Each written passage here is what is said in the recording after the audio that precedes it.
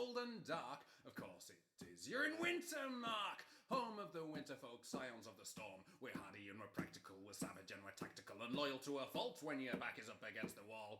For the Empire, none more loyal and damn proud of it. We gave it our laws, we gave it the Senate, we gave it bloody scar-sins, but let's not dwell on it. 3 people, 1 nation, sounds confusing, let me give an explanation. 3 into 1 made stronger as a whole, from alliance was formed our nation's soul. Now it's said we're bloodthirsty and that we're too aggressive, and it's true, but we're trying to be a little more progressive. Look at Sigvald there, the most civil man that I know. It's been 3 days since he fucked a war rhino. You don't get us, I can see it in your eyes, but we're 7 kinds of special, so it comes as no surprise. Let me break it down, take it one by one, and tell you of our people through the medium of song. Cause when the war drums sound and the Empire calls and the banners rise and the axe blow falls and a nation sings its battle song, 10,000 voices rise as one, and we sing for the Steiner, sing for the Suak, sing for the Calabasian, sing for the Mark, sing for the Steiner, sing for the Suak, sing for the Calabasian, sing for the Mark.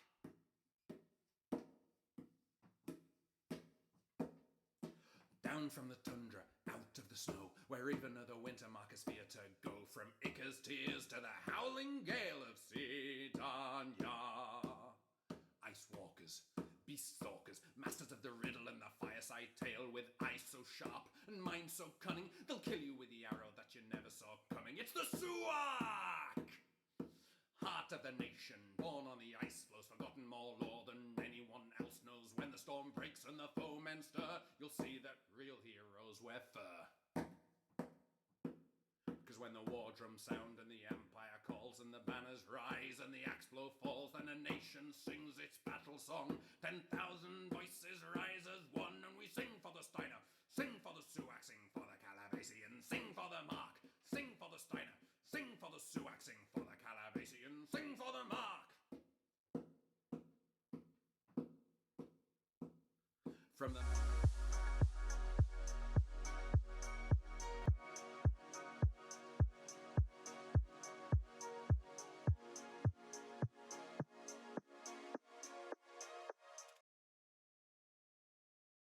got nothing. All my kit's gone. I have been robbed by time. I have indeed. Yeah, it's my armour and weapons that I have nightmares about forgetting. Always. Yeah. So we're live. I'm keeping up the tradition going of telling everybody when we're about to go live. So hello everybody, welcome to another stream. We're here, we're going to do a thing. I'm going to mute this.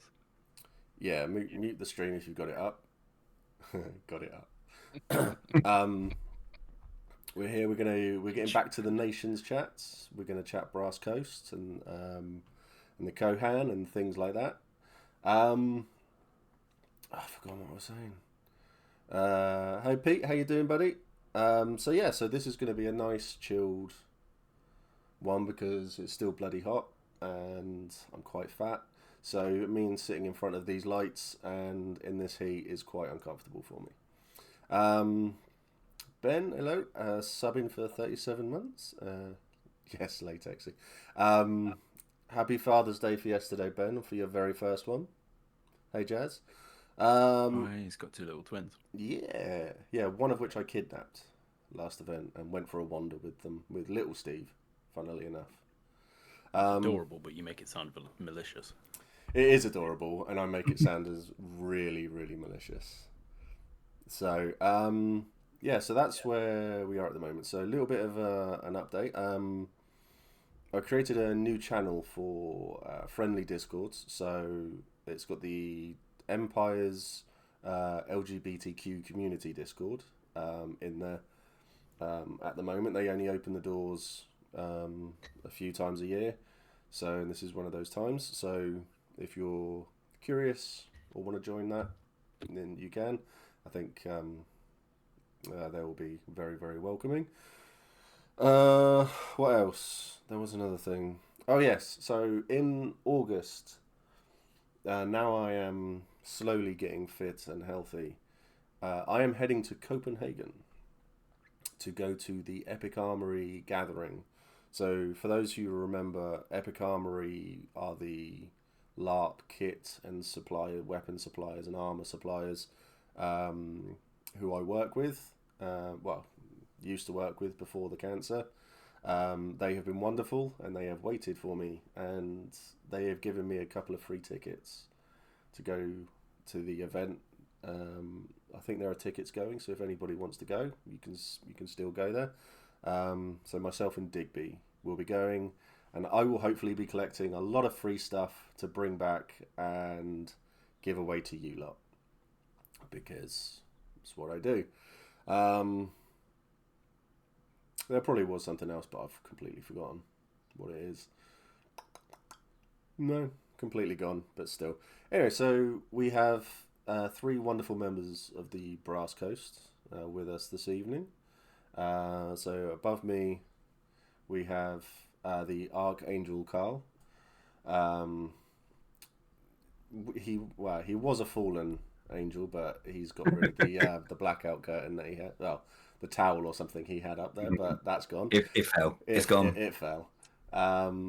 So we have Carl, Charlie, Ashley.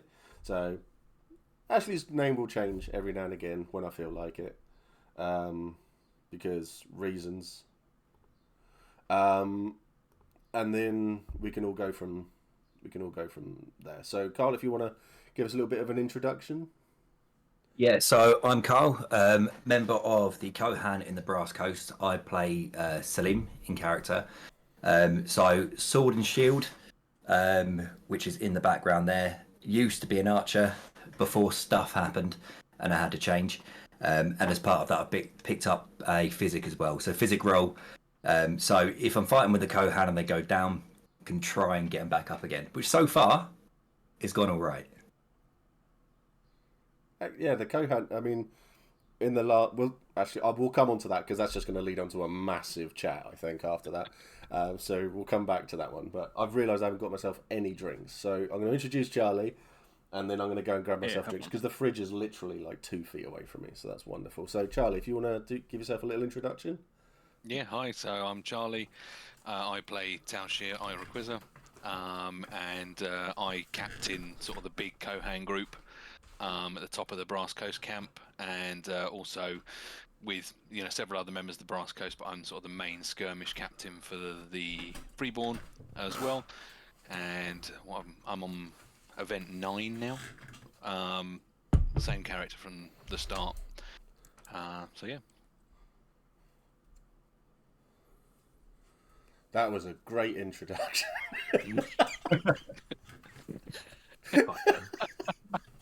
Sorry. So, and Debbie Harry. Hello, I'm Ashley, or Debbie Harry. I play Hakira. I am currently the quartermaster for the Kohan, if you can say that. I'm more of just an errand boy for if Charlie needs anything from the war chest. I try to plan some stuff out, but I'm just so fucking busy. I don't know how you did this before, you could delegate. I was real busy. Yeah. Yeah. So, hey, Crablord. So, for everyone in chat, I mean, feel free to ask questions. Any questions specifically about the Brass Coast? That would be wonderful. Kohan. Who? Oh, the Kohan. Don't know who they are, but... No idea who they are. I hear they're really pretty. So ask any questions, and they will answer all the questions that you have about the Brass Coast, because I know fuck all. For those that don't know, what is the war chest?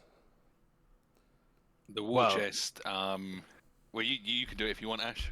But... Well, there's multiple, because there's so the war chest I'm on about is the Skirmish war chest / Kohan war chest. Yeah, but there's a few war chests actually amongst the coast where a lot of the families pull their shit together. I know the Blood Gold Jackals have. Where's the third one, or who has the third one? You got the Blood Gold Jackals, which has sort of what most people know as the Freeborn war chest, and then you've got Sadiq that has his bag of holding basically with all of the herbs, healing herbs and things and potions, and then you've got the Kohan war chest, which for the last between a little bit of help from Sadiq, but that's been running the Freeborn skirmishes for the past 5 or 6 events. Cool. Chris says, Corsairs for life.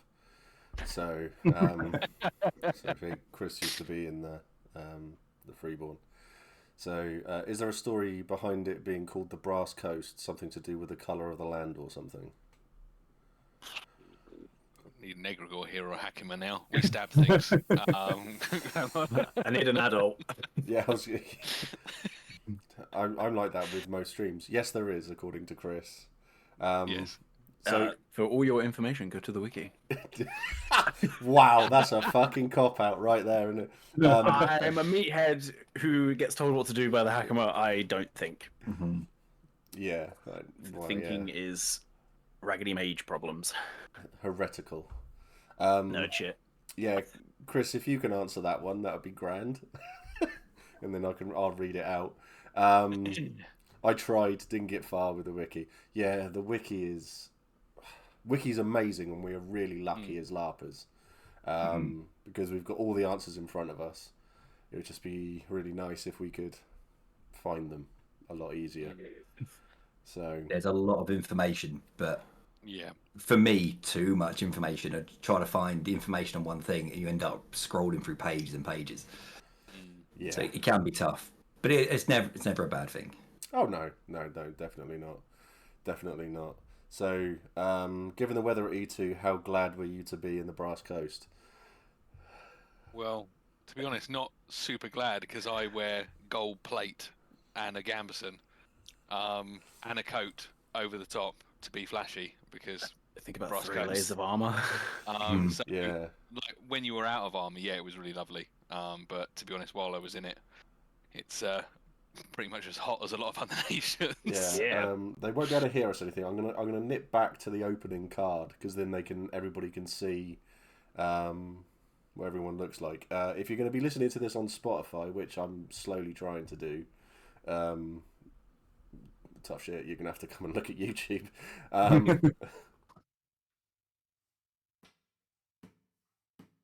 But there you go. There's just a quick little view there. Tegel must, no sunburnt face.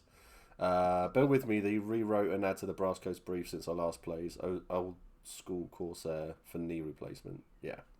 So, I mean, my experiences with the Brass Coast were mainly around, well, with my old character, and were around Johnny. So Yes, Vito. as Vito, yeah. So because we had there was a group of us really who were like the old school fighters who had been alive longer than everyone and took the field and fought all the time, and then they've slowly been retired or died or killed by a fucking ref call. Not that I'm salty. So, but there's Smell the sodium. yes, you really can. But so the Brass Coast, they've always been good fun, and they've always been a lot of fun. But let's go jump straight into E2, because what we were saying before, where we would have got distracted about everything. So when Vito died, well, was Left the Brass Coast. Left the Brass Coast. Went for wonders. Yeah. There are no old Kohan except Vito. Well, yeah. The Brass Coast's military and usefulness in battle wasn't that great. They seem to not be as competent anymore. There are individuals within the Brass Coast who you can point at and always go like that. I think one of my I talked about it in my stream, that one of my highlights from last event was the Kohan, because watching the Kohan fight, it felt like Brass Coast of old again, that they were back in a way. As someone obviously who doesn't know the ins and outs of everything that goes on within the military structure of the Brass Coast and how it's been and their numbers and stuff like that, so all my opinions and views are completely as an outsider. It was fantastic to watch because I came into the battle and I was like the last person to walk in, because my group fucked off somewhere, which is normally my job. And they all, Wintermark all went off onto the right-hand side to go up that bit. And I couldn't be bothered with that because I saw a banner in the middle and I saw then it's all Brass Coast. So I thought, oh, I'm going to go off and join them. And I walked off and watching the Kohan sort of, it was a few steps back and they sort of like reformed and then decided that they were going to push. And it literally led to the entire right flank coming around. And that was fantastic to watch because it was just great. And watching from a distance as well, it was really, really good to watch. So for Charlie and Carl, how long have you two been in the Brass Coast for? No, I've been in the Brass Coast. Well, my first event was pre-COVID, but so E2 was my 8th event. E3 will be my 9th event. Nice. So I got, basically 3 events with Johnny/Vito, before he, went to another nation. Buggered off. Yeah. So I've been going again before COVID. I think it was 2 or 3 events before Charlie came along. So I was brand new into LARPing in general. Yeah. And it was a guy that I used to work with said, I'll come to the Brass Coast, join the Kohan. I was like, that's a great idea, having no idea what any of it was. So I had maybe 2 or 3 events where I was kind of with Johnny and the group there, fought with them. But as from a player point of view, it was a bit disjointed, I guess, because I didn't know what I wanted to do. Yeah. So yeah, I had a few events, and then Charlie came along, spoke to Charlie on his first event, and it kind of all progressed from there, really. Fantastic. That's really cool. So, how have you found like everything within the Brass Coast has changed? Because there's a lot of talk of before COVID and after COVID. Because I think a lot of the nations have gone through something of a change from the outside. So, what are your views or perspectives on that? Do you want to go first, Carl? Yeah. So personally, myself, I think it's worked really well within the Brass Coast itself. So having a character like Vito and the vast majority of the Kohan all leaving and going elsewhere, it left a massive gap. But when Charlie took over the Kohan, it's kind of brought it feels a lot like family, but not just with the Kohan and the Hakima. It's also bringing the rest of the coast in with it. And I think we're really fortunate that since COVID, we've had a lot of people that have come over. And as you said, like with the Kohan fighting, it feels like we're all fighting for each other rather than individually. So for me, I think it's been relatively positive. Yeah, that's really, really cool. So Crablord has asked a question. Less national level question, but what drew you to the Brass Coast and how was it different from what you initially thought? So we'll go to Ashley on this one because he's not said anything yet. They've not said anything yet. Apologies. It's really dumb, but the reason I went Brass Coast is because I came to Empire originally with, and still do come with them, the tall gangly fella, West. And we were looking through the briefs, and originally I was torn between Orcs and Dawn. And then he read the Corsair brief and was like, he's basically a pirate at heart. He dresses like a pirate in real life. It's weird if you don't know him. Makes perfect sense once you do. So, and I was like, it's going to be a bit shit if we go to our first event and we're in different nations. Mainly because I don't play well with others unless I'm comfortable. He's my weird comfort stick. So I followed him. And we'd already kind of, like, once we'd made a decision, I was like, oh, I'm going to look within the brief to see what kind of fits me. I was reading up on the Kohan and stuff like this, and I was like, fuck it. We didn't really know how the game worked. So I was like, sod it, I'll just come in with a Corsair as you are as well, and we'll figure it out together. Yeah. The game hadn't even started, and we walked past the Kohan camp and Hakama camp on the Thursday, and basically just got talking to them. And before I knew it, I was signing a contract with the Hakama, and now I'm Kohan. But it was the colourfulness, the flamboyancy, and then after reading the actual Kohan brief, everything about it sung to me, because it was like they are fervently like love battle. Like it's not even just that I get a bit of enjoyment out of this. It's almost like that is the thing that they live for, Yeah. and it's fighting for the coast, fighting for this, and it's like no one wants to be that hero. You have to earn being called a hero, in a way. It's because like the freeborn, they don't go around like Dawn being like, I am a champion. It's people will tell you if you're a champion So it's through actions done. a bit like Wintermark in a way, where a hero has a name, but you have to earn that name. Kind of. I was kind of more drawn to it is because like I don't really care if I hear anything good. Like me as a player, I fucking love it because I'm vain. LARPers. As a character, as a character, they don't really care if they hear it because as long as they are fighting, they're keeping the host safe and the Kohan safe because they gave up their name to become Kohan. Yeah, that was what drew me to it. Nice.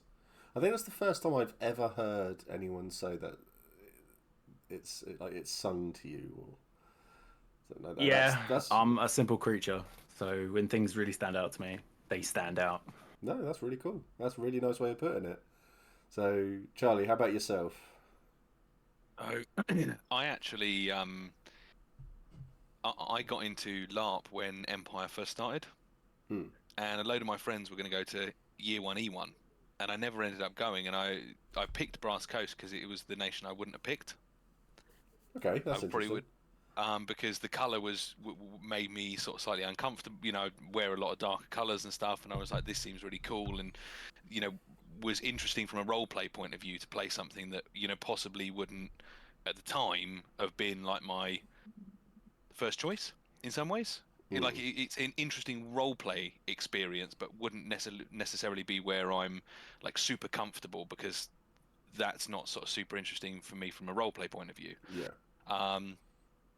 Being forced to explore different parts of your character is fun and interesting. And then when I finally sort of came around to do it now, the Kohan brief really, really did appeal to me, and the painted face, and all of the to be honest, when I joined, the brief was even smaller than it is now for the Kohan, because it was only, I think, on my third or second event that Johnny and the other Kohan managed to get the paragraph that you now see on the kind of Kohan on the wikis. But when I originally joined, it was very much a few lines on the wiki. That was all the Kohan had. So I loved the echo Ash a little bit really here, that I love the kind of love of battle, and that's what they live for, and it's for the greatest adventure, and let life is short, never let it be dull, that whole sentiment. And they're a very friendly nation, the Brass Coast, as well. Like it's literally built into the brief. And once I joined, I think I saw an opportunity, especially once all of that old guard Kohan were leaving, to sort of make my mark on the nation and the Kohan and everything, and try to make sure that everything they built didn't kind of disappear as they left, in a way, wasn't carried on. Okay, that does make sense. So it was everything within the Brass Coast. Well, a lot of stuff within the Brass Coast has been very player driven. And it's nice to see that. I mean, even though I suppose the old guard have moved on in a way, that people are still carrying it all on, and that's not. I suppose it's not because you feel like you have to. It's because it fits in with everything that goes on within the nation. So that's brilliant to hear. That's really. Well, really... I still talk to Johnny and some other members of that sort of old guard Kohan to sort of try and make sure we carry on old traditions, and we still need to play knifey facey because we have the legendary knifey facey knife, and the Book of the Kohan, and all that stuff they kind of built, and make sure that there's still that richness that they built, that the new players and the existing Kohan can enjoy. So knifey facey, that seems very, very similar to the old Navarre game that me and the 2 Feet made up called Knifey Table. So, how long has Knifey Facey been going on for? I need to see what comes first, you see. Right. I'd have to ask Johnny for a start date, and I understand it's been going on for a while. Yeah. When did we start stabbing each other? It was... Sorry, go on. So when I started in 2018 with the Kohan, it had already been going on a while then, so it's been a long time. Yeah, for us it started when Justin lost his first character. But let's be honest, with a group of people that enjoy stabbing each other, because we used to play a game called Thorn Tag, which I've had to retire from now. I'm literally not allowed to play it anymore because I've only got one ball and I'm not allowed to jeopardize it in any way. And it was literally with a knife, you would twat each other in the bollocks. And whoever it's essentially is it with a knife, and that was it. And you're only allowed to tag them in the balls. It hurt a lot. it really did. We have actually hit each other so badly that like people have lost feelings in a leg, and we've had to stop. And we had the safe word blueberries as well. So there's been a lot of stuff that have gone on like that. But Knifey Table was a lovely thing. But I think with two groups that this sort of thing, I think this is a game that will always going to happen at some point. Let's face it. It's things like this that set you apart from the rest of the role models. Thank you, Bolam. I appreciate it, mate. It's a good thing I don't claim to be a role model. Yeah. Yeah. So, Carl, how about yourself, mate? What was it? Well, apart from your friend saying, "Come and do this," and you're going, "Yeah, okay." That was pretty much it for me. So he said, "Oh, come to the Brass Coast." I was debating because I was looking at different nations of an empire, and very almost went Navarre instead. And I thought I'd go along for the Brass Coast initially and just have a look and see what it's like and get a feel for empire in general. And the one thing that sold it to me, it wasn't regarding anybody I met there or any experience I had, but it was the trousers. They're the most comfortable things in the world. Like, hang on. These trousers. That's amazing. So perfect in the summer when it's really hot. Perfect in the summer, and when it's winter and it's freezing, you can wear stuff underneath and nobody knows. No, That's true. That was the initial reason, and I was still looking at different nations and stuff. And to be honest with you, so the guy that I started going with, he went over to the marches, and it was the people that I met within the coast that kept me there. For example, Charlie, you've got Leo, Ashley, like the people I've met across the way. It's not just like, oh, these are my friends now who I go LARPing with. They're like, this is a proper family when I'm there. And it's stuff like that kept me within the Brass Coast, and I'm really glad I stayed. That's awesome. I've got a question for it. It seems to be a common. So none of you had done LARP before Empire, is that correct? Single event. A single when event. I was like 20 or something. Yeah. Like, right back before Empire started. Yeah. Okay. Yep. Never done it. And was it the same as well for you, Carl? Yeah, I'd never done LARP. I'd seen some stuff about it, but never given it a go. So would you agree? Would you say then, Brass Coast trousers are the best? It's the hero. I mean, brightly coloured hero pants. They're just amazing. I used to have a grey pair for Navarre when I started, but I couldn't afford my own kit. I was very, very poor. And I ripped my patchwork ones. I'm very sad. That's disgusting. We need to get you some different. We need to get you some new ones. I've got really nice blue ones at the moment. Yeah, but patchwork. That's amazing. Yeah, but they're really thick. So Oh, okay. I'm glad they kind of didn't have them at E2 because I would have been like fucking dehydrated legs. And my kit's pretty warm as it is because I'm an idiot and don't wear silk. Oof. Yeah. I wear wools and cottons. So when it came down to LARP then in general, so this is more of a LARP question, would you say that it's the community within, well, I suppose LARP in general, because I think it's a broad term across Empire, because there's a lot of really fantastic communities in there. I know Brass Coast already has a wonderful interior, within it of its core players. So would you say that it's that group of making that group of friends? Sorry, it's hot. I can't fucking word today. So would you say that it's the group of friends that you've met and you've made? The friends along the way. The friends along the way, for fuck's sake. What am I on? Thanks for coming, everyone, tonight. I'm fucking off out of it. I'm done. Would you? Definitely the friends along the way. Is it definitely the friends along the way? That and the booze is cheap. And the what? And the booze is cheap. Yeah. Being able to drink and eat using in-character money blew my mind. Yeah. So, that and the friends along the way. It's like Scoffhow credits. Yeah. Like you get them and you're like, oh. Oh, yeah.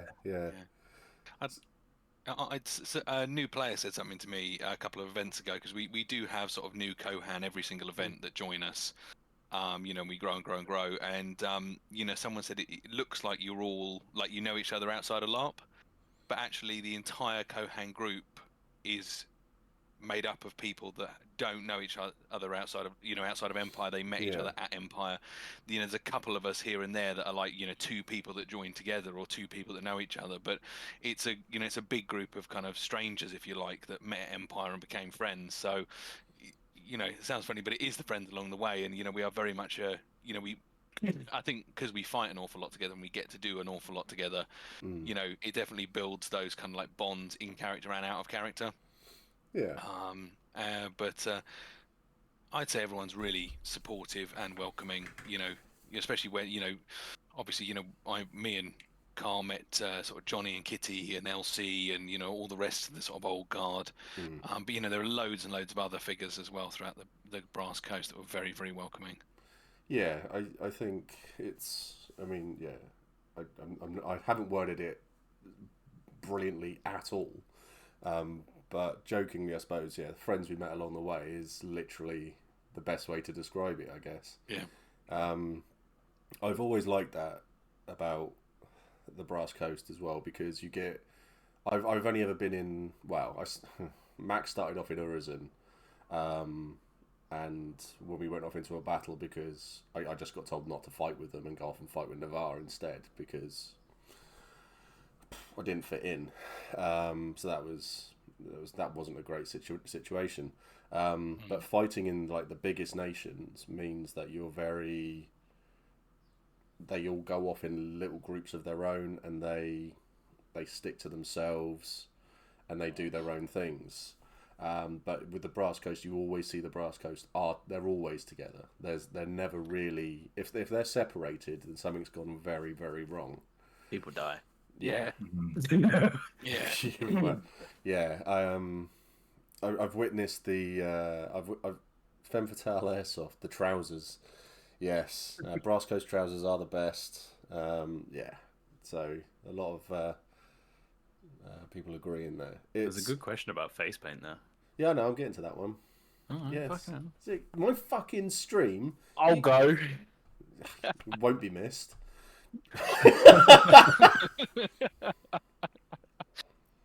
We'll have words later. Fucking try me. I'll end. You don't scare me, you fucking teddy bear. Whatever. I forgot what I was saying anyway. Winner. So yeah, let's go on to that question about face paint, shall we? Because I forgot my earlier question. So you briefly mentioned face paint earlier. What have you all chosen and why? And why in regards to war paint? I can start if you want. Go for it. Ash. No, Okay. you go. I was pointing at Okay. you because yours is Yeah. interesting. Carl's pointing off screen at the moment, so I don't know where I am. that in way. the stream, There so- we Right, go. that way, mate. That's it. Good job. So I started off with my own war paint, but when Vito Johnny left, he sort of gave his painted ones war paint, his very iconic war paint, to a character called Vervain, played by Jojo. And me and Jojo were becoming really close in character and out of character. And then he died at E3 last year.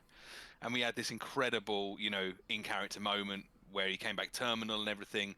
And Jojo Vervain passed on the painted ones, war paint, to me. along with the painting one's kind of military unit and stuff, and it was really, really lovely. And now, although my war paint mirrors Vito's and Vivain's, I also keep a little sort of gold infill on my cheek, which is where his bark was, just on his cheek, and he'd always outline it on his war paint. So it's really cool to kind of also put that history, and that journey into the war paint as well. Because the Kohan, you can have the same, or you can change it along the way, or you can tell a story. There's a lot of kind of free form with it. And now Carl is now one of the painted ones as well, and sort of just building those back up. So you've still got that plethora of kind of history that Johnny and others built as well. That kind of runs through. Yeah, oh, that's cool. So I do like the fact that it's because for me, seeing, I think I've worn face paint with 2 of my 3 characters now, and for Navarre it's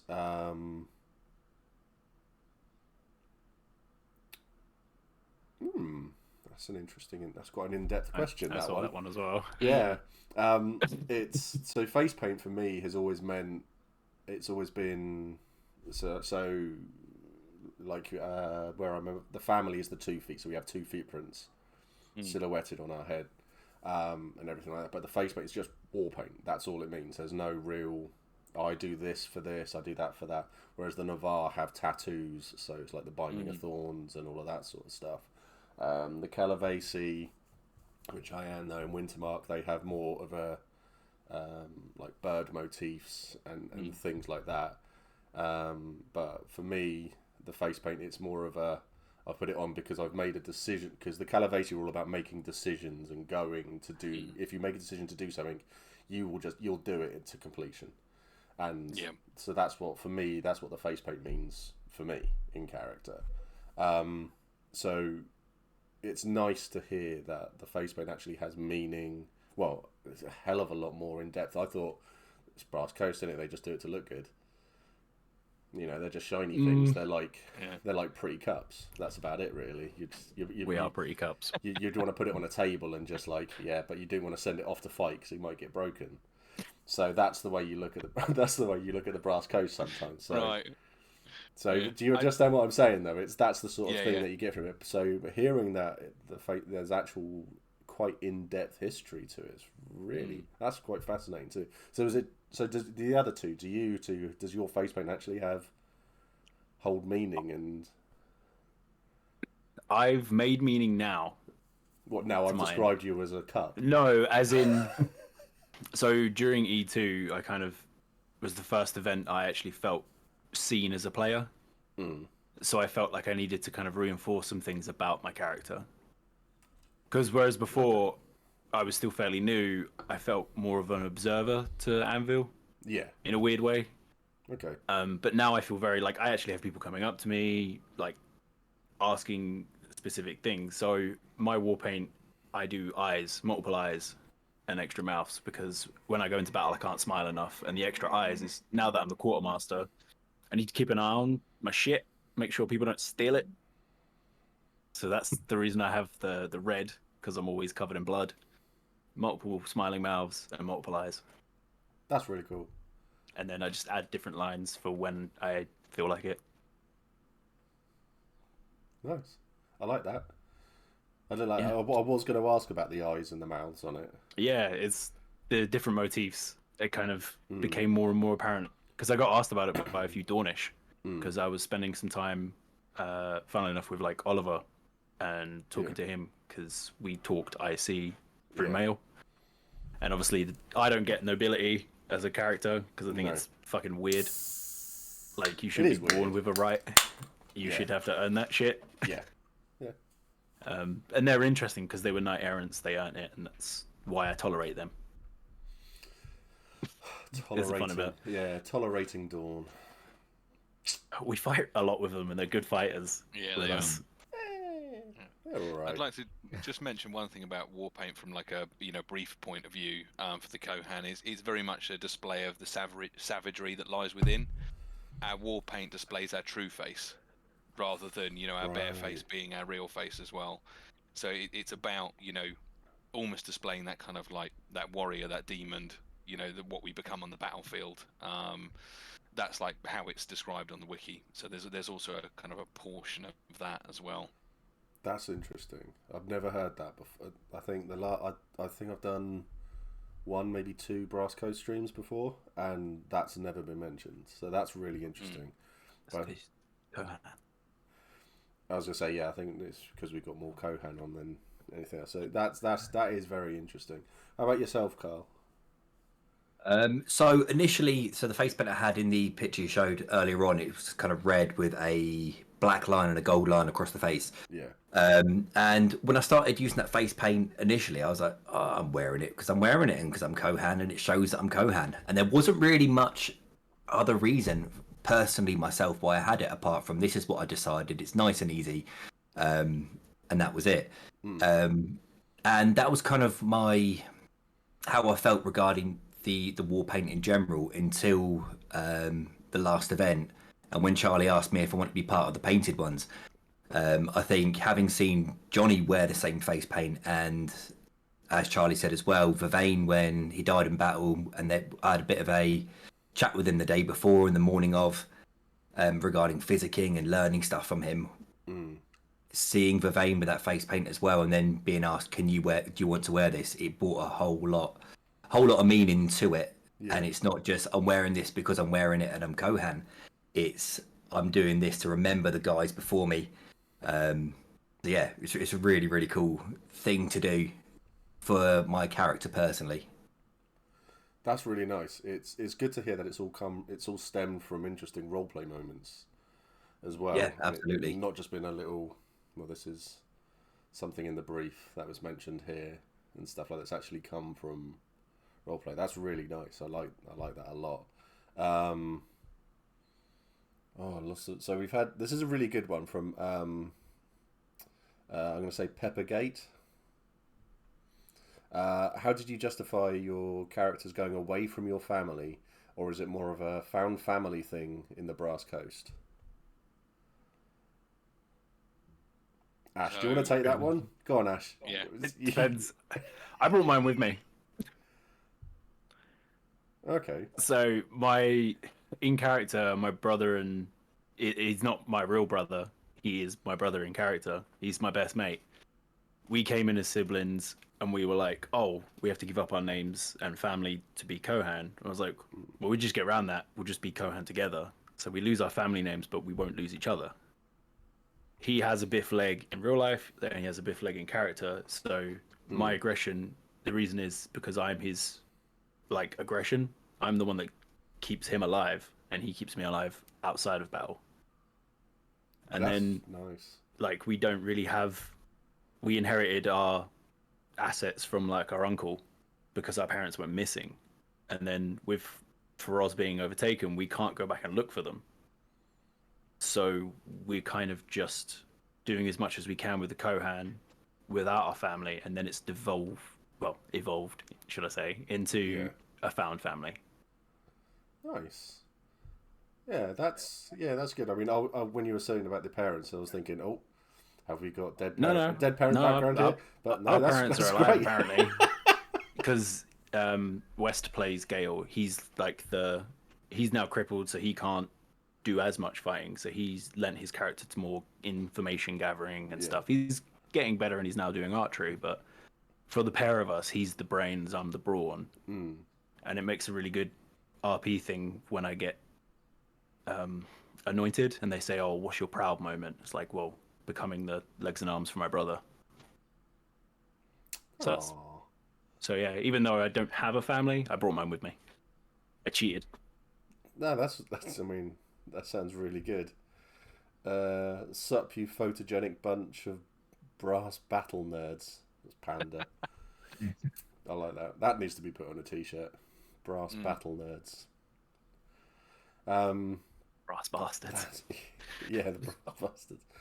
I have to admit, that's what I thought it said to start off with. That's really, really cool. I do like that. Sorry, everything's sort of. Is the stream showing through okay for everyone? Because everything just sort of stopped. Just a little delayed. Yeah. Yeah. So yeah, so to point that way for people. Yes, well, yeah, you're above in that way.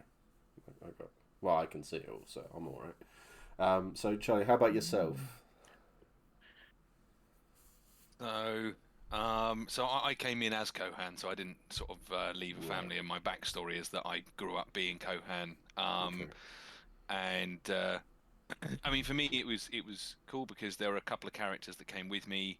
My sort of brother, not by sort of birth, but by being part of the Kohan. We grew our backstories that we grew up together, and then we had our sort of uncle, which is actually my uncle in real life, but our uncle that trained us as Kohan, both now deceased, which is a cool kind of character moment as well.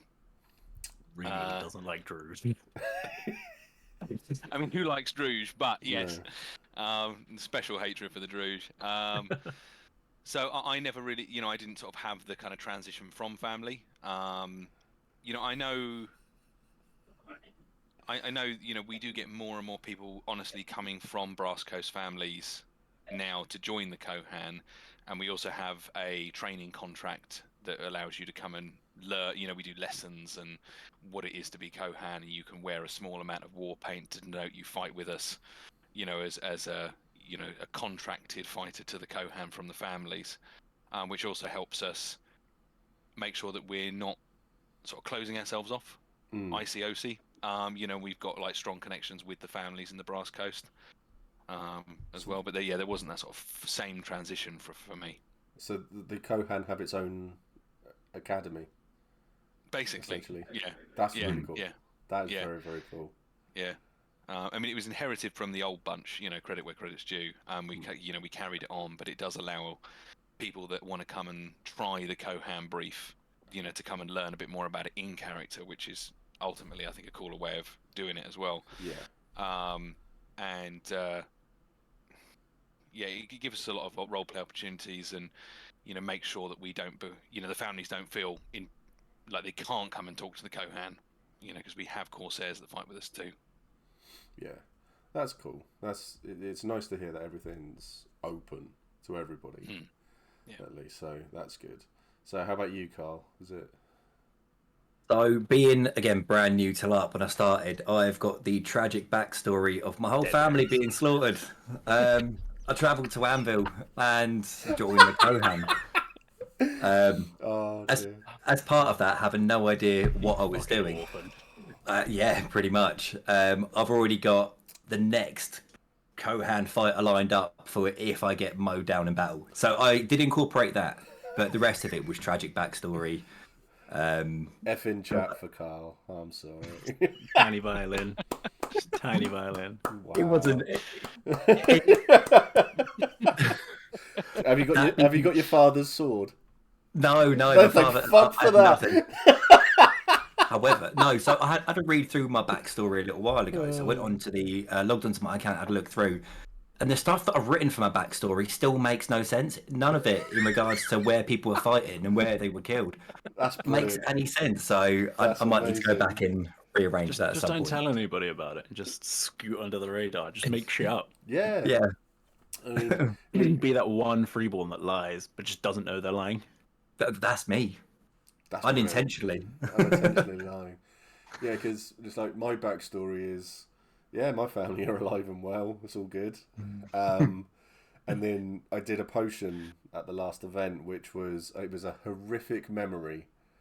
And I was thinking in my backstory, it's like, nothing bad's happened really.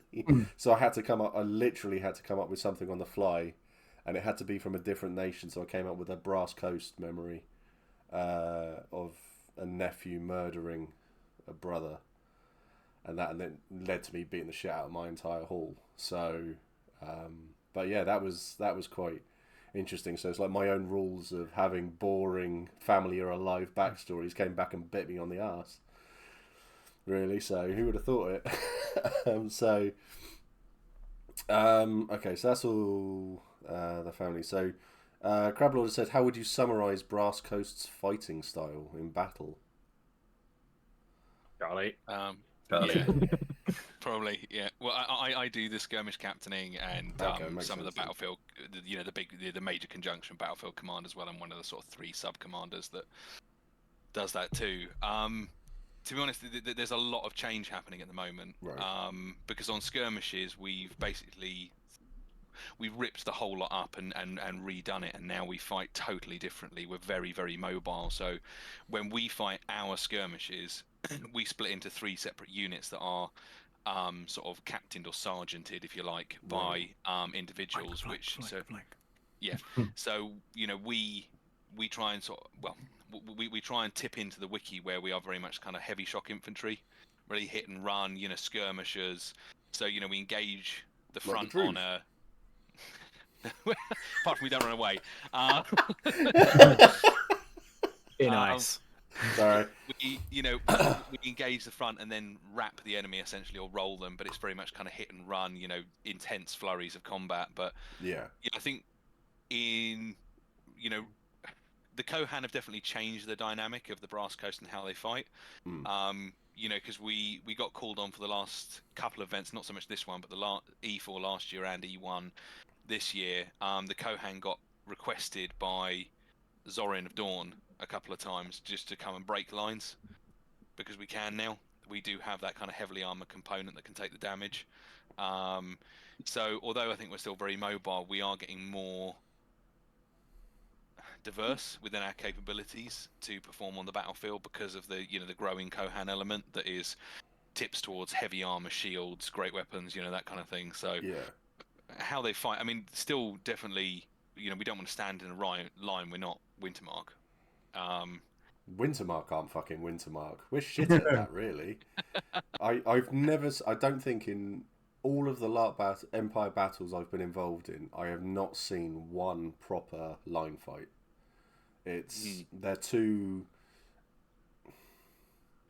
full of LARPers. They're not trained soldiers. It's a weird one. I think, like, for those with any sort of like military training or anything like that, we know when to hold and what to do and stuff like that. But LARPers, they're generally there just to beat the shit out of stuff, and they want to hit everybody and go and do all of these things and stuff like that. So it's never going to be a full-on stand-up fight. The lines move too much. So even line fighters aren't what you would typically. Lines. Yeah, you wouldn't say they're typical line fighters. I think the last event, I think Navarre were more of a line fighting unit than Wintermark were. Wintermark seemed to slot into a heavy skirmisher role more than anything, and that so. We had a weird line going on at one point. I was like, "What the fuck are we doing? We shouldn't be here."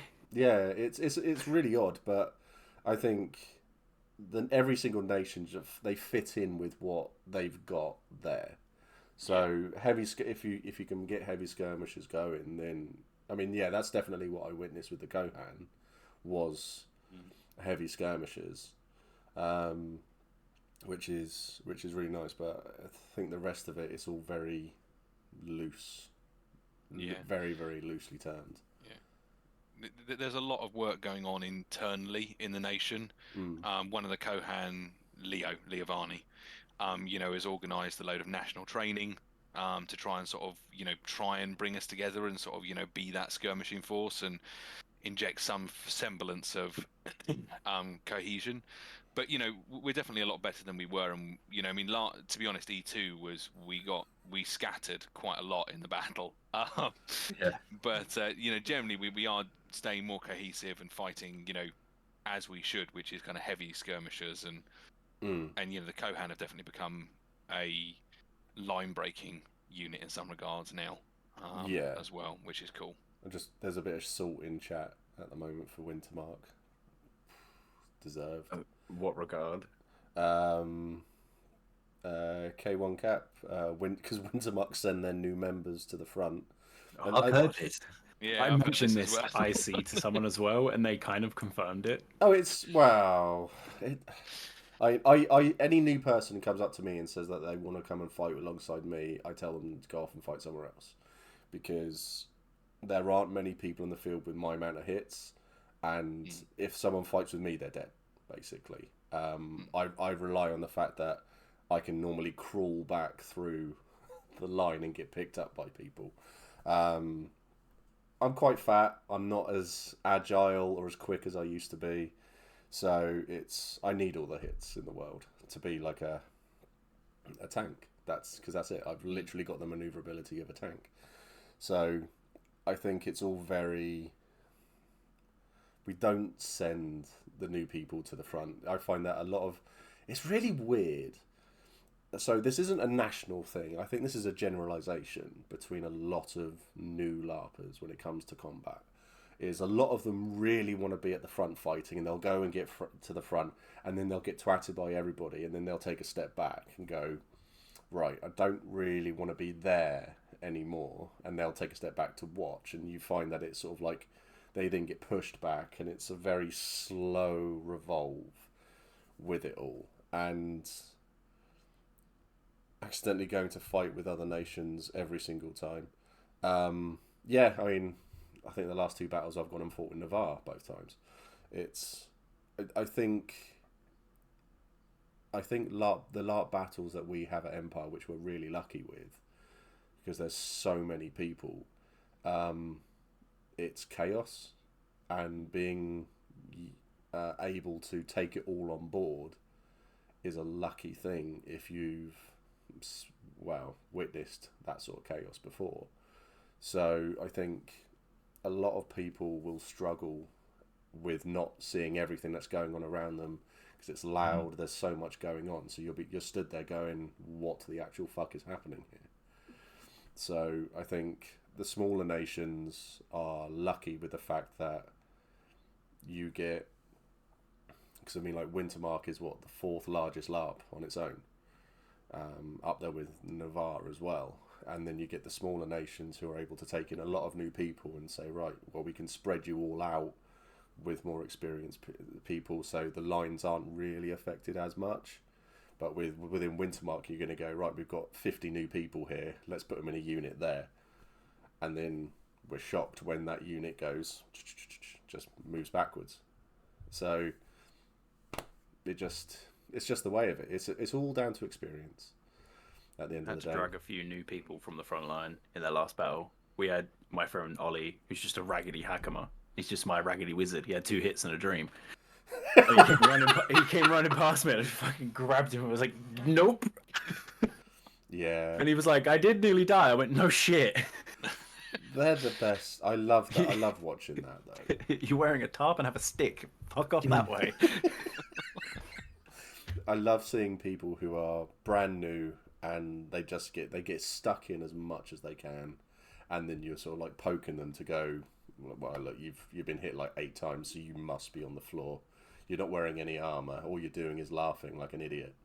It's just like, please, just sit the fuck down for 5 minutes. That's the weird thing. He didn't get hit that much because he was just running around bopping people and just running away. I was like, "How are you not dead?" He went, "I just don't stay in one place." I went, "Fucking get out of the line." That's awesome. That's awesome. My big thing I have one very simple rule when it comes to LARP fighting, and it's, are you having fun? Because if you're not having fun, it's like, well, go and find something else to do. You're not enjoying the line fight, right? Go over there.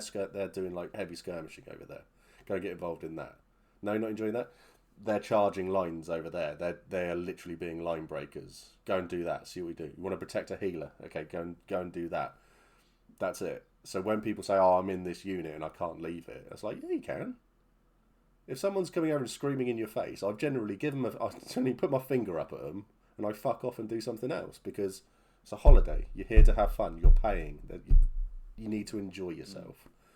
So, and if you're not enjoying yourself, then, well, you need to find something to enjoy in the battles or anything like that. So it's always a big thing for me. Are you having fun? Mento Mori, I can't say I wasn't one of those people. Yeah, battlefield awareness is a learned skill. Let's go back through to the... So there's a good flavour quote at the bottom of the Kohan brief on the wiki about the war paint. Oh, someone will have to post that in. I should have read that Yeah. earlier. Sorry, Cap. So Bolem's asked, so a rapid fire question. So one answer from each of you very, very quickly. Best place in the coast's camps to visit when new to Anvil? So, did pretty much the hub for Kohan and Hakima. All really, really happy to chat, drink. Yeah, that for me is a great place, aside from the bars. Ashley? I'd say Gilded Vine. Gilded Vine. Yeah, great atmosphere, great booze, and they have a shisha pipe. You took my one.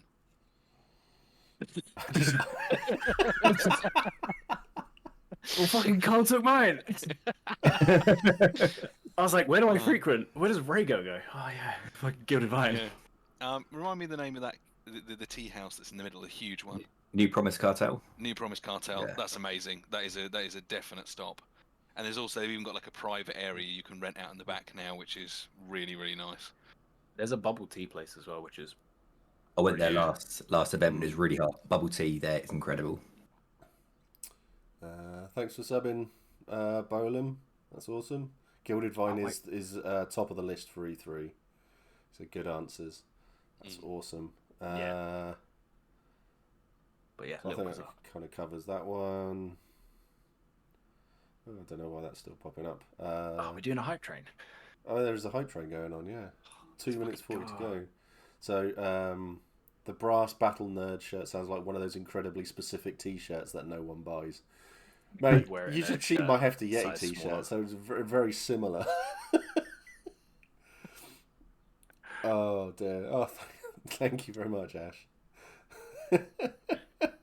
Debbie Harry strikes again. Debbie Harried strikes again. Gifting 5 subs. Thank you very much. Is there... I did no such thing.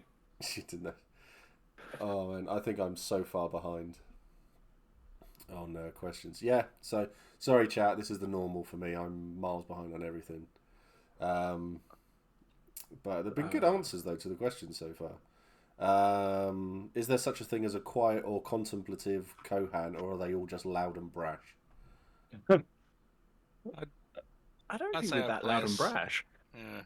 Like we can be definitely, especially to other nations when they come in, if they sort of, but that creates interesting role play. Hmm. But my character is slightly more slightly quieter, but I think people think I'm loud because I have to be loud when I'm doing the skirmish brief or the battle brief or giving orders or doing whatever I'm doing. So, but off the battlefield, I'm slightly quieter. Because my character is more about leading the Kohan and making sure they survive and the history of the Kohan survives rather than being sort of, loud and brash. Bear with us 1 second. Screen's gone dark. There we go. Yeah. It's OBS. I don't know why it does it. Thank you, Crablord, for gifting 10 subs. You fucking what? Wow. Can't be having that shit. That's awesome. Thank you so much. I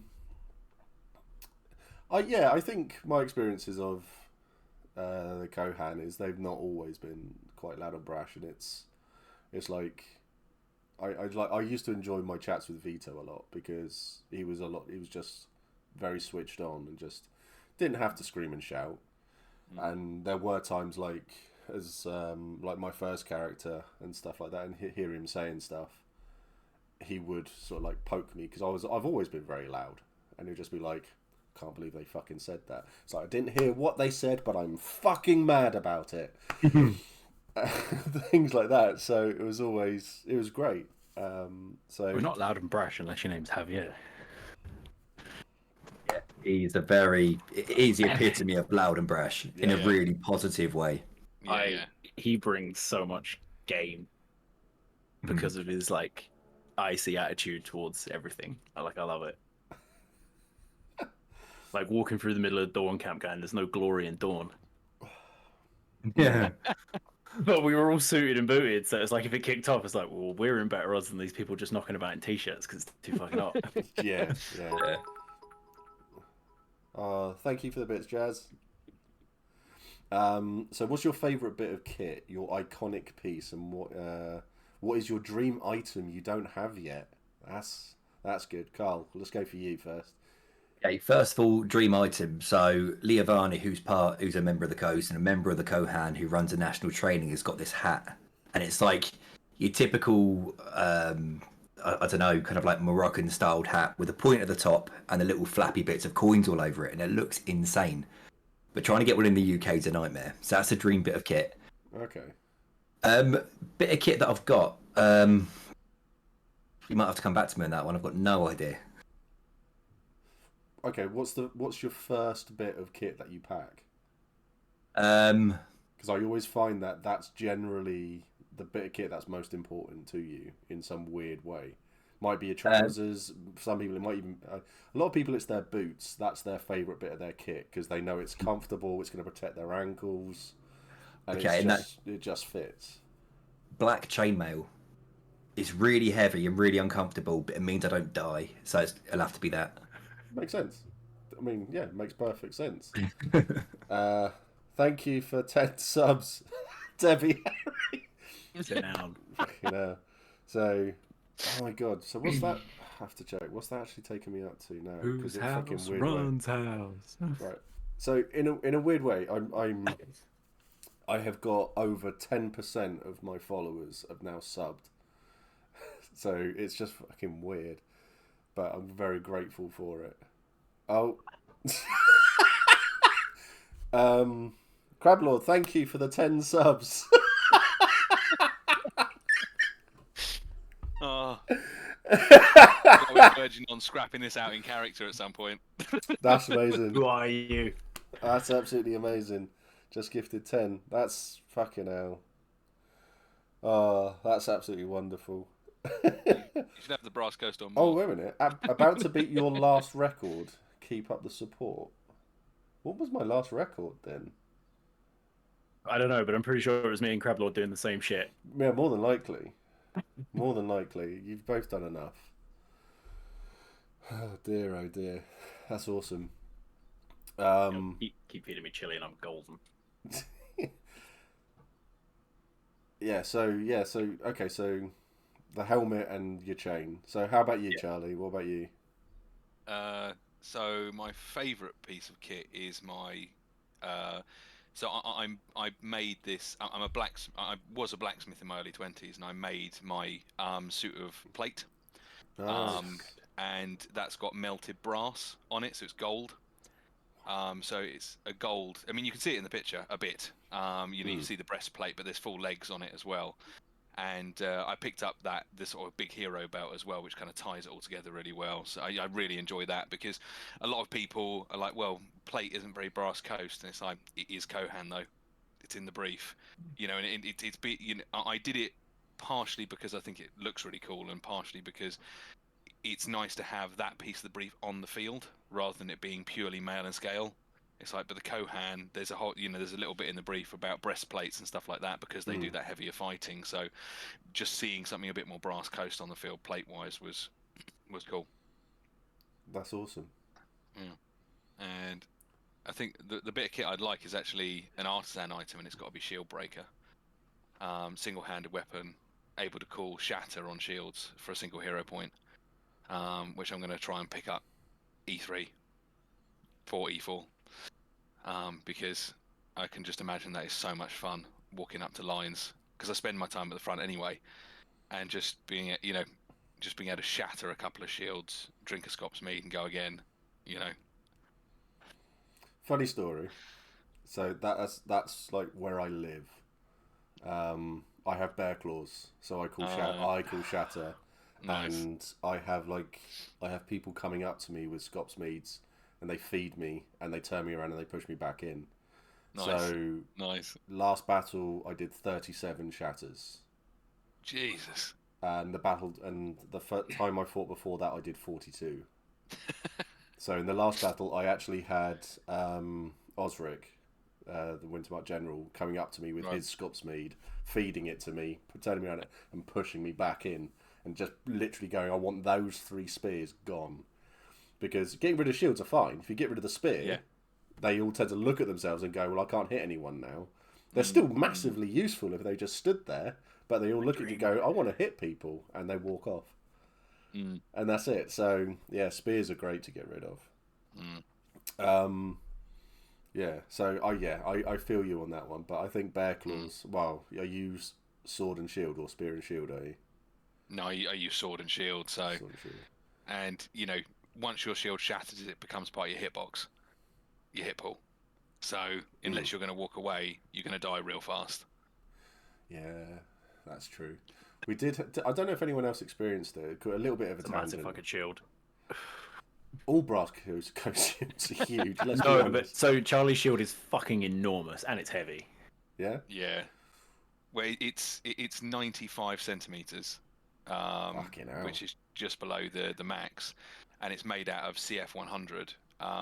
So it's very, very dense, because I hate picking up a shield and having this, because a lot of people push with spears and swords, you know, the edge of Yeah. a bendy shield, and this bends enough so if you ran into it, you wouldn't hurt yourself, but you're not bending it with a shield or a sword, a spear or a sword. It's not happening. Yeah, and if anyone runs into it, they're gonna feel it. Oh yeah. Yeah, yeah. So I wish shields were a little bit, had a bit more of an impact to them, because as someone who is guilty of when I'm running out of line, if they brace for it, I'm running into them. And I mean, as I've mentioned a few times, I'm quite fat. They are moving out of my way. It's like being hit by a rock.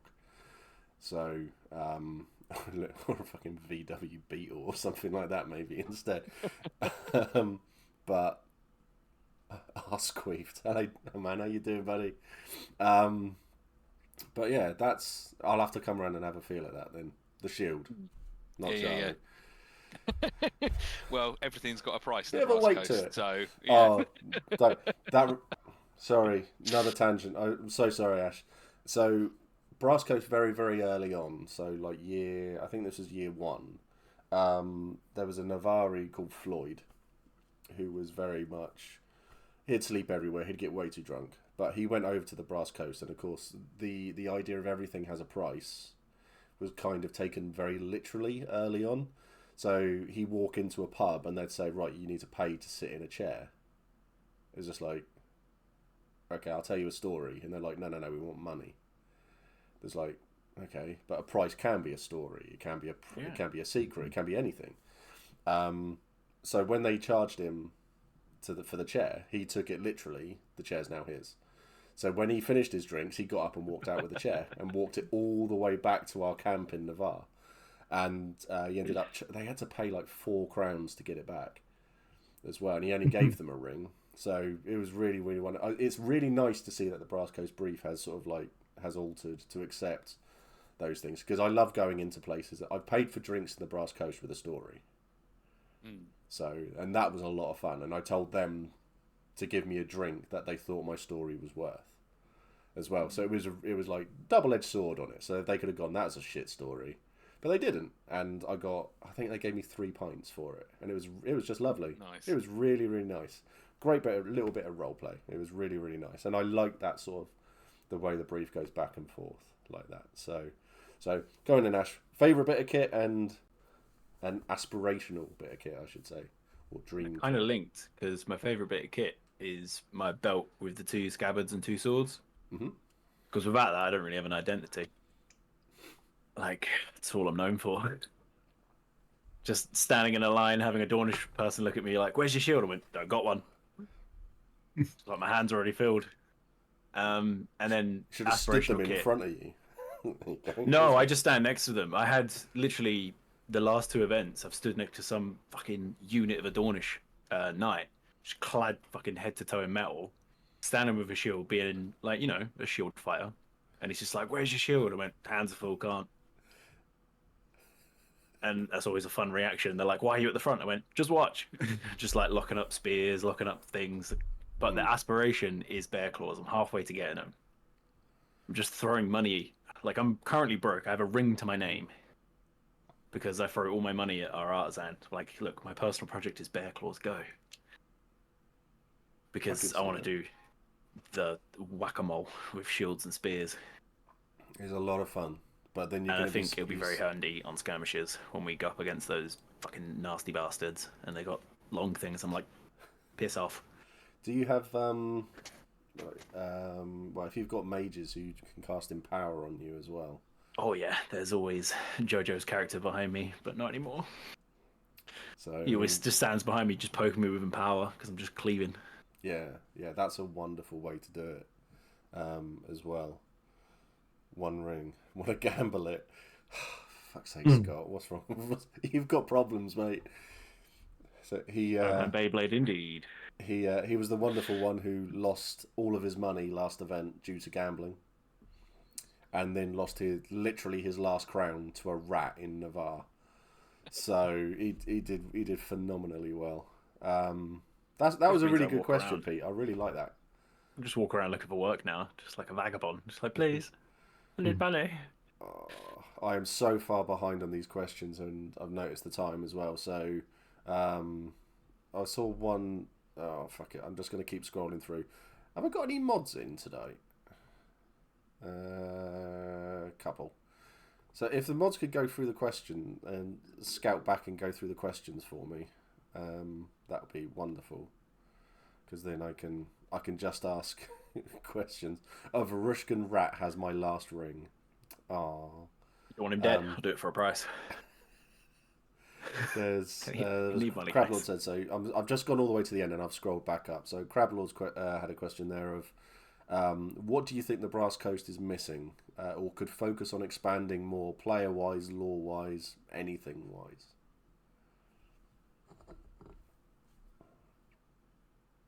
I don't know enough. So, I think, to be honest, when you're inside the Brass Coast, there is an awful lot going on trying to explain the lore and the history. You know, there's the three founders. You know, their items. You know, we regained Erigo's spear. A couple of events back, we paid 100 thrones for that. You know, and now it takes the field with us and things like that, which is really cool. And we've got the Incarnadine satchel. Am I saying that right? I think. I don't know. I had a lot to talk about. But that, you know, again, it's another sort of founder item, if you like. So there's a lot of that exploration going on as well. So, and you know, we're very lucky to have. Yeah, Carl died. He's gonna come back. There he is. Okay. I did think he was just sat there looking glum for a bit. Sorry, Thinking, Jesus internet's Christ, really we're bad. fucking keeping you up, mate. That's all. Yeah, Jesus. Just fuck this one out. Apologies. It's all good. It's all good. Yeah. So, I guess from my point of view, I get such nice little tidbits along the way of like Kohan history and founder history and stuff like that. That I'm kind of Incardine satchel. Central. 30 rings of Ilium. Yeah. Yeah, we didn't contribute to that one as the Kohan, but we did for the spear. Don't care We about ponied that. up like 20-something thrones because we had to have it. It does look fucking cool though when you Yeah, it see does.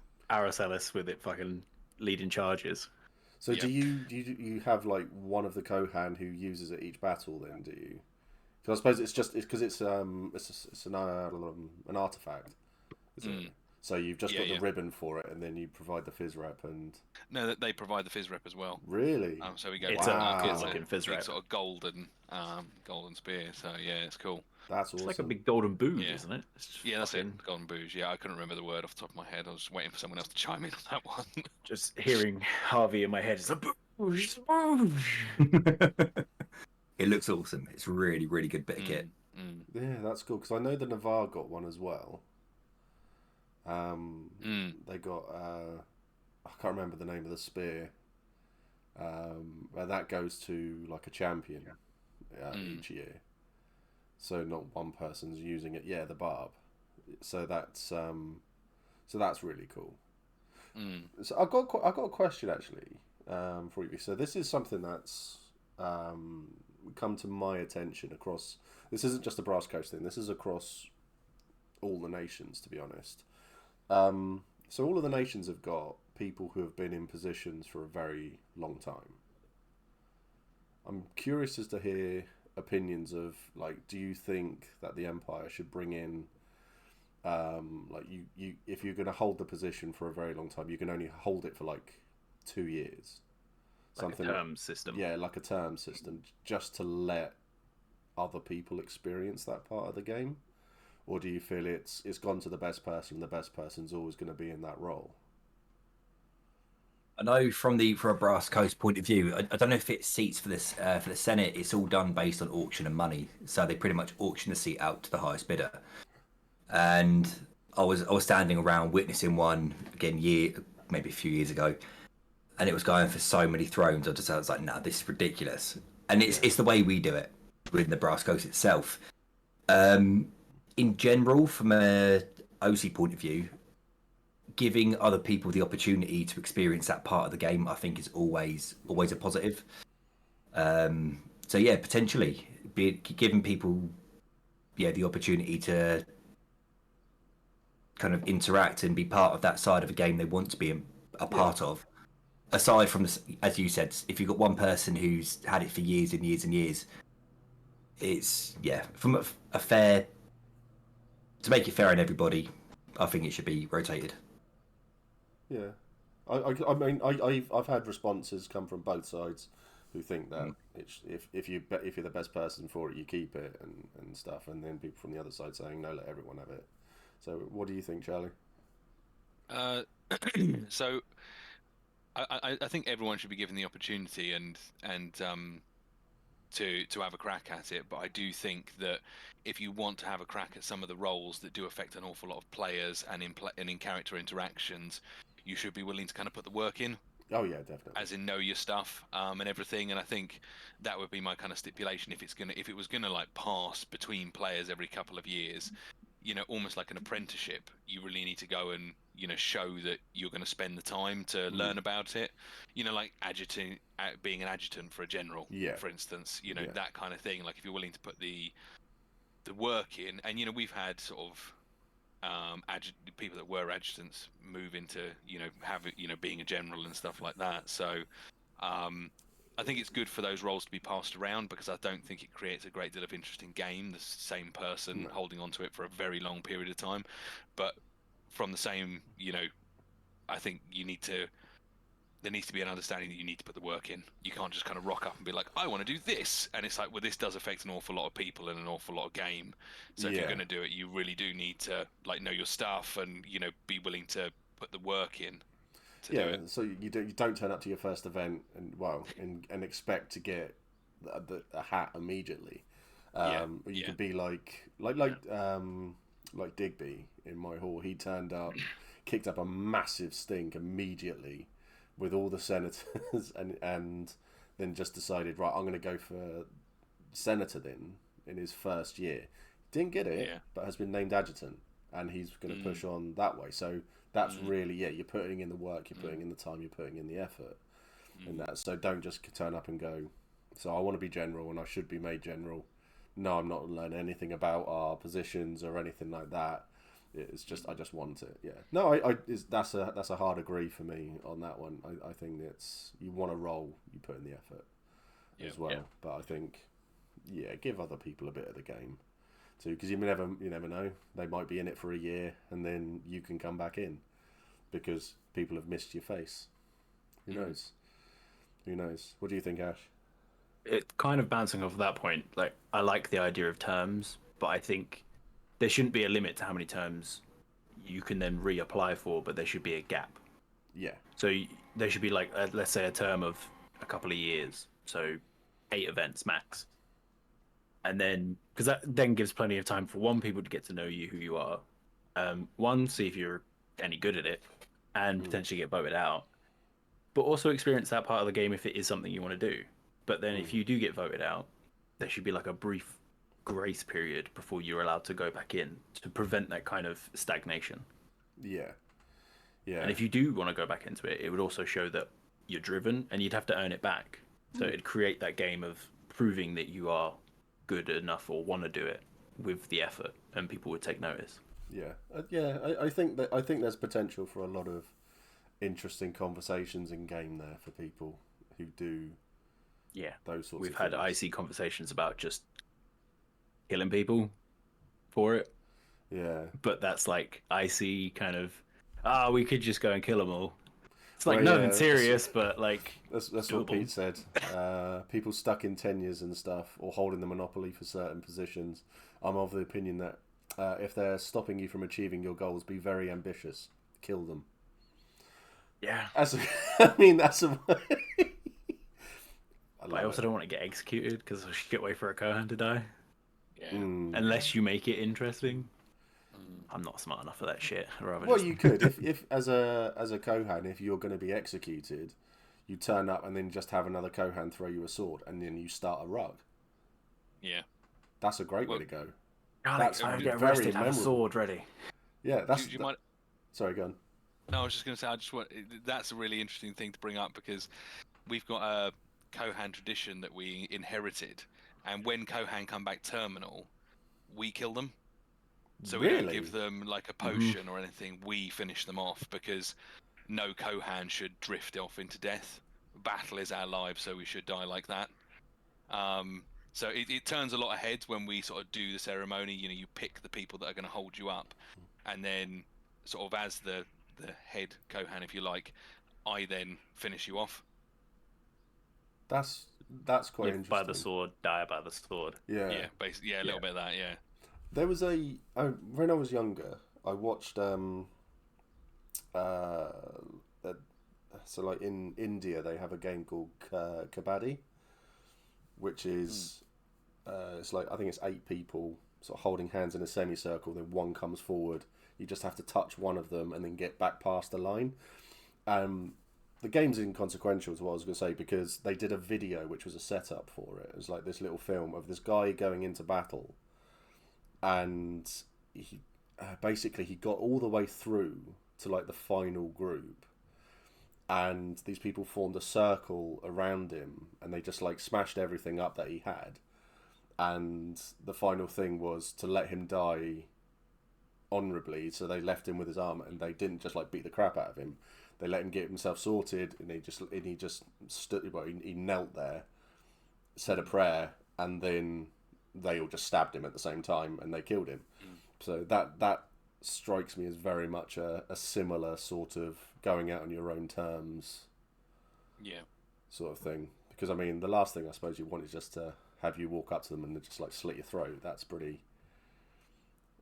We had a funeral last event actually, and the person was offered a Kohan death because they fought with us quite a lot, which created like a lot of murmurs.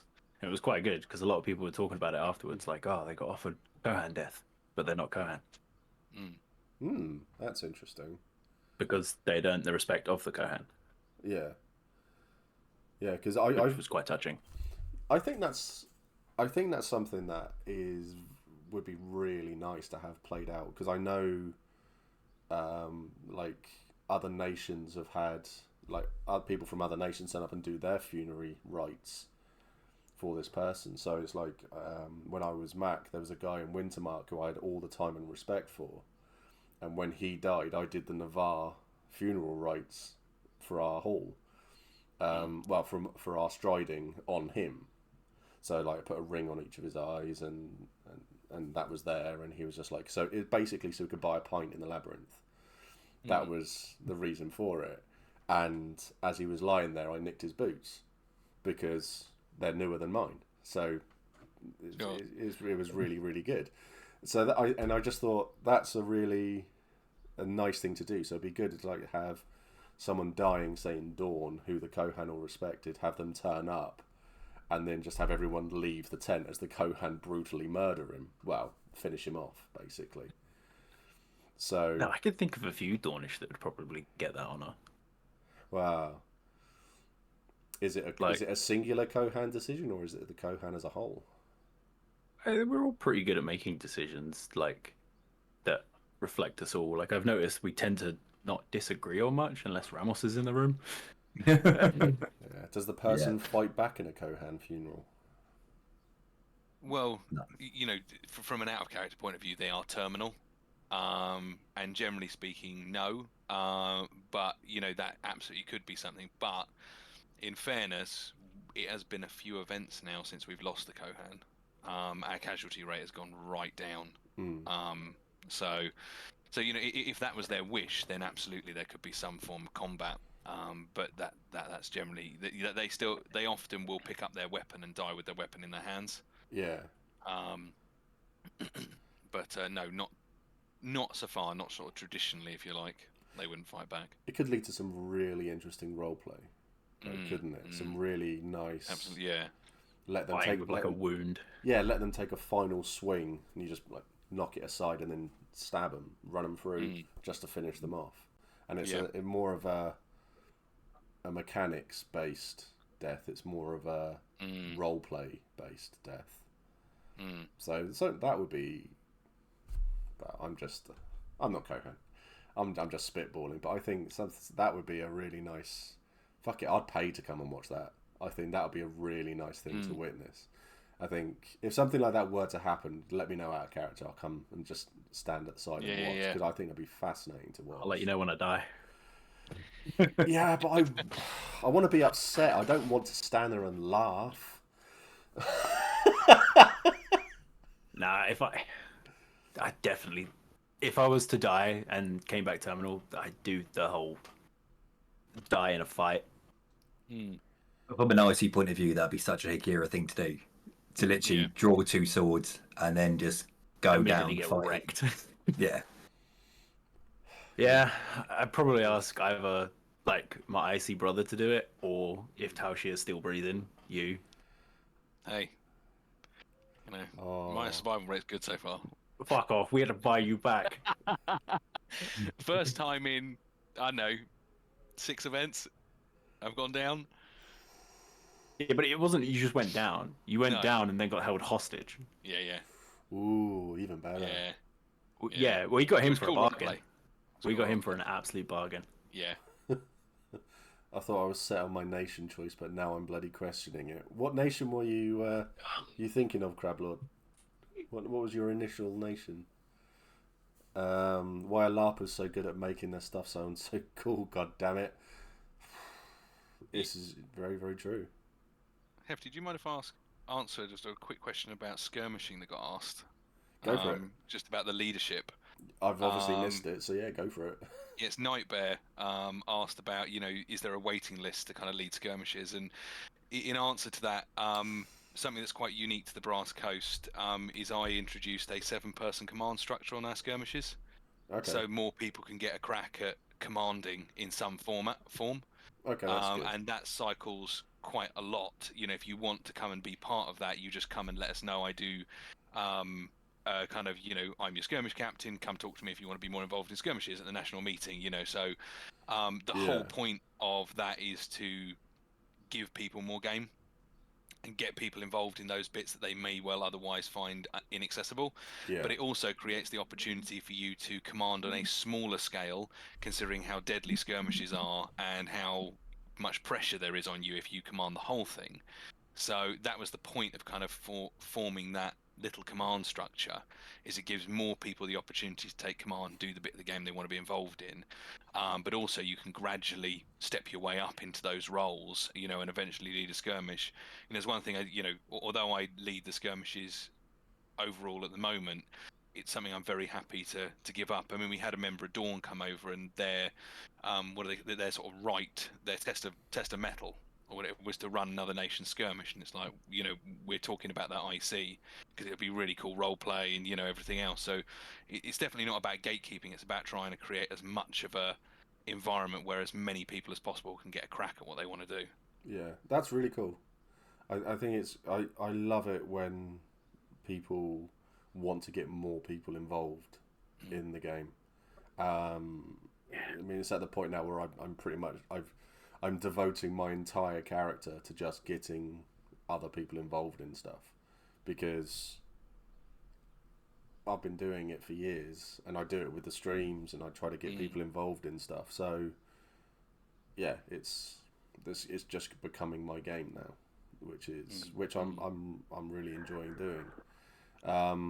So Crablord is going off to he wants to join Wintermark and be a Suak. So that's interesting. Mrs. Ruby says that's a weird way to spell Navarre. I like the look It's a of weird Navarre. way to spell Kohan. I like the look of Navarre, but there is one major issue. You're all in the trees, and I have horrible hay fever. They're not all in the trees. No, there's a load of there's a load of Navarre outside the trees as well. Just saying. You say that, but Cole was dying last event. Yeah, a mixture of the heat and the hay fever. Like, after that battle on the Saturday, the rest of the day was a write-off. Eyes were swollen, couldn't see out of them. I ended up lying under a tarp next to the bubble tea tent, talking with a trader and buying her cake for hours just to try and get through it. Hay fever. I agree with you there. Horrendous. For me, it was the pod shots. That's what took me out of it. I thought they'd ripped open my scrotum again. It just wasn't a nice feeling. I got escorted off of the battlefield right at the end there. And everybody coming up to me going, "Here, you died." It's like, no. No. You find someone who can take 6 spear shots to a single testicle and stay on their feet. You find me that one person. Fucking An iron bollock right there. Yeah, or a cup. I need to buy myself a cup. Mental note. Crablord, I'd take the death. Yeah. That's how I felt. I literally couldn't feel either of my legs, and I was seeing stars. It was horrible. Cake or death. And especially after the surgery, the 2 surgeries as well down there. It wasn't good. Really wasn't good. I'll cast you a cup from brass. I to be honest, I'll take anything down there, to be honest, right now. Man, like brass cups could be a thing. Brass cups, yeah. But that's just the new name for Brass Coaster, isn't it? Or the Brass Coasters, as I like to call them in character. So, but everybody uses that joke now, so I need to think up with something else. There's a song about being called a coaster now. Yeah. Bowen says that Navarre can get back in the tree as far as he's concerned. But yeah, there's I think. Oh, I've had a good idea of how to. We'll finish the stream here, but I've got a last question for all 3 of you, because I'm going to use Crablord as an example. So Crablord's obviously planning on coming to their first event. What's the best bit of advice or something you would say to a brand new player who was looking at joining the Freeborn? Not just Kohan, but anyone in the Brass Coast. You want me to go first? It's open question, Yeah. open to you all. So this is something I do say to players, especially when they come up and they say, "Oh, I think I want to be Kohan," is just go and talk to all the other families. Go and insert yourself into as many kind of group conversations and family tents and stuff. People are incredibly welcoming. Yeah. So go and get a flavour for what's going on, the different families, how they operate, how they fight, how what they're up to. And things, just go have conversations with as many families and people as you can. I mean, obviously, the families bit is, very specific to the Brass Coast, because that's a very important part of the course, the brief if you're sort of a Corsair and such. But I said the same thing to Ash when they came, arrived. I was like, when you were like, I think I want to be Kohan. I'm like, well, go have a wander, talk to everyone, see if that's what you want to do, and, then come back. And if you still want to be Kohan. That's exactly what we did. Absolutely. But just explore your options, because the door's always open from our point of view, certainly, and a lot of the families are exactly the same. So Makes sense. That's solid. So how about for if you're someone just like the Brass Coast as a whole as well? So how would you entice someone to join the Brass Coast? I think this stream's done a bloody good job of it, to be honest. Perhaps I should start creating like thumbnails for like the was it the Lord Kitchener Brass Coast wants you sort of jobby. That'd work. Just have Charlie on and there not instead. burn your tits off. yeah, Kohan needs you. The Kohan needs you. Yeah. There's a few good artists in the coast. You could probably get that done and like even fabricated into like a tarp. Well, we've been meaning to do that in the key for a while. Me and Thomas have talked about it, actually, having me illustrated as the Kohan needs you. But the brass. I mean, watch the Kohan fight. A lot of people like fighting with the Kohan. A lot of the Corsairs and stuff, and we get asked to come on a lot of skirmishes now because a lot of the nations have figured out that we're a solid. Us and the Corsairs, and that kind of core skirmishing crew that love skirmishing is a very solid unit now. and and yeah, but we do a lot of fighting, so that's very specific to us. Yeah. I'd say to the earlier point, as a new player, when you come in, if there's a group of people, go have a look. Just go have a look, see what it's about. Because I did it and I found a bloody Senate meeting going on. Politics bores the shit out of me, but it was something I never would have approached if I knew. But it was interesting to watch. But I wouldn't have done that if it comes off the advice that I think you give quite a lot. Is just say yes. But it was almost like I saw a gathering of people in color, and I was like, "Oh, I'm just gonna go over there." And I had a conversation with like 3 or 4 people that now know me. I see as the Kohan. So it networking in an icy environment. Just throw yourself at a crowd and see what happens. Yeah. That's a really good. That's a really, really good suggestion. How about yourself, Carl? Kind of echoing what Charlie said, really. Talking to people. I found it quite intimidating when I first started, because in every day-to-day life, it's difficult to go and speak to somebody you don't know. And going into that kind of environment, I assume the same thing. But having the opportunity to go and speak to people, and I was surprised how open people were just to have a conversation, to get to know you. So I would say speak to people. There are so many members of the Freeborn who are happy to kind of take you in, talk to you about the game itself, about different areas of the Brass Coast. And what I've started doing now for new players is giving them a tour around Anvil, just so they can see the different nations, get a feel for it all. And then after that, they've got somebody they can speak to if they still feel a bit lost later down the line. So 100% just have a chat with people, because you'll be surprised how many people will want to speak to you and get to know you. Yeah, that's a really, really good idea as well. It's obviously because I brought up Scott's friend who he joined the Brass Coast. He was on his own and was literally seemingly harassed by a player when he was saying, "I don't know," and the guy just wouldn't let him leave the conversation or do anything. So the guy actually left the following morning and isn't coming back. So that is a rarity. That is an absolute rarity, because the prime example here is the people I've got here in front of me. It's friendly, good laugh, and that is, I'd say that's 99% of the field. So it's I have in a roundabout way reached out to this person and offered to bring him back to Empire and introduce him to people, because it will be a completely different experience for him. I know it will be. It was just throw him at a random family that we know aren't knobheads, and just be like, "Look, these people are nice." Introduce him to good people, rather than you go along and you meet the one twat in the field.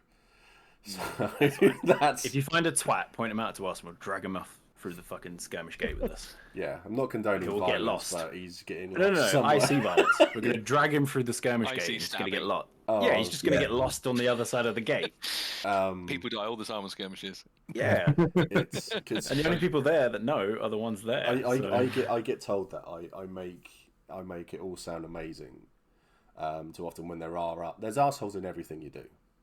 There's always twats, but they are few and far between at Empire. And if you do come across one twat, I guarantee the next person you meet won't be, and they will change your opinion completely. So I hope I can get this guy back. He'll always remain anonymous until I introduce him to people in the coast who will, change his opinion. I'm absolutely certain of it. So hopefully, there's loads of friendly families out there that are more than welcoming. Yeah, well, I mean, if I can get it done, then I'll chuck him into you three, because That's good. you can all, it'll make everything better, I feel, and I'm certain of it. So Pete says, find your camp planner. For us, a lot of the newer IC camps get put roughly together. Can meet other people who are still new too. Less intimidating. Yeah. Crablord, it's always so good to hear every stream how welcoming and willing to go out of the way people are at Empire. Definitely. I mean, that's always been my experience, and that's always been what I want to encourage from everybody. So any new players who they're worried, they're anxious, they've got any issues whatsoever, everyone's welcome to message me, and I am always happy to put you in touch with anybody, just to say these are good people. Go and talk to this person. So with one of them, I introduced him to like my closest friend in the Navarre, and he's now in the 2 feet. Poor bastard. So yeah, he's actually now become like IC family for me, which is just which is great, because more the merrier at the end of the day. So yeah, so if you three hang around in Discord, don't jump out or anything, because it makes the screen go weird. But thank you so much for coming on. This has been a lot of fun. So we've gone, hour and 45. We've done really, really well on this. Thank you for having us. Yeah, thanks for having us, man. It was fun.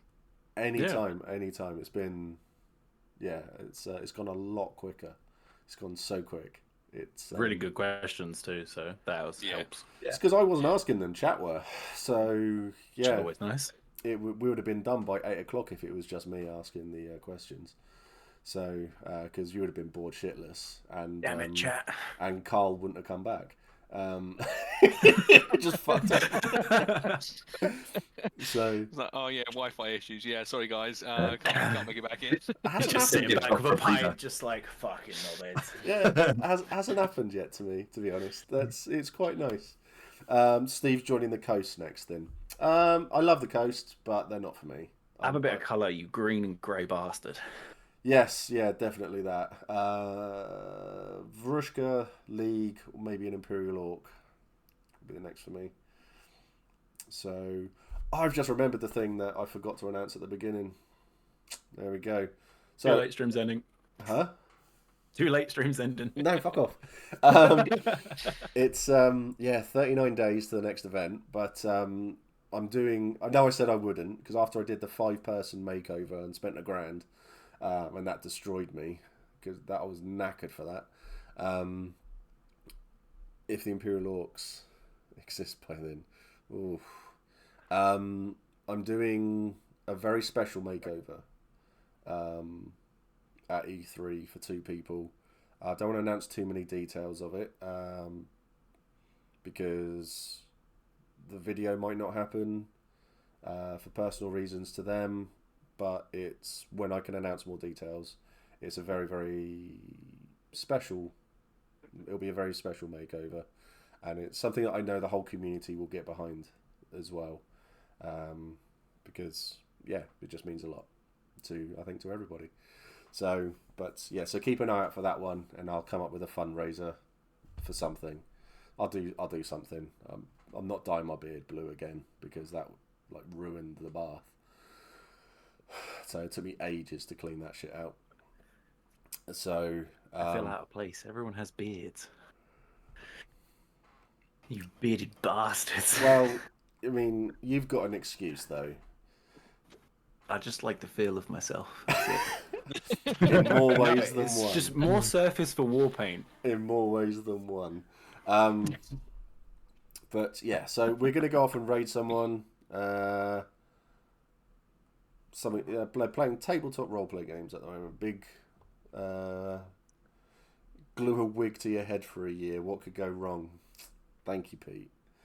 But is that at me or is that at... I've done that. Don't do that. Yeah, don't do that. Don't do that. Yeah, so we're going to go and raid Big Lundy, who's playing tabletop games. So go and give him some love, and, as we all do. The camera's going to turn itself off because OBS is shit. So we'll get that done. Then we'll come back. Then it will raid. So yeah, thank you, a Dwarf Slayer Ginger Mohawk.